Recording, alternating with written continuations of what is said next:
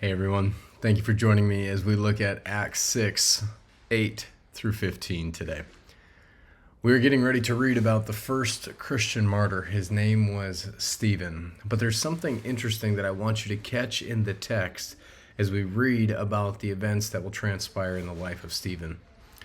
The title of our time together is Filled to Overflowing. Filled to Overflowing.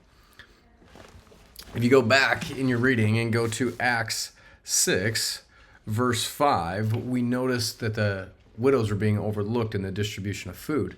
The community came together and they selected some men that they believed would help solve the problem. In verse 5 it says, and what they said pleased the whole gathering, and they chose Stephen. Yep, it's the same Stephen we're getting ready to read about. A man full of faith and of the Holy Spirit. Then we start in our reading today.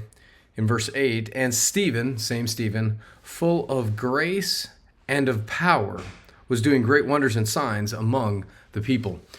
In these two verses, Stephen is highlighted for being filled with faith, with power, with obviously the Holy Spirit. Then what transpires next is, even though he's doing everything that he should, people come against him, they make false lies, false accusations, he is arrested.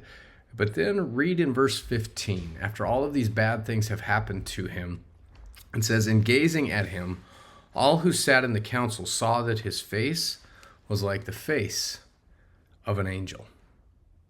Isn't it interesting to note that when we are filled with the power of God, no matter what we face, we can overflow in the power of the Spirit, which is throughout the whole book of Acts, we are reminded that we need to be filled with the power of the Spirit. Instead of waiting for external circumstances to change and make us feel better, we need to find an internal strength from the Spirit inside of us that can overflow even in the midst of the worst circumstances that we can be facing.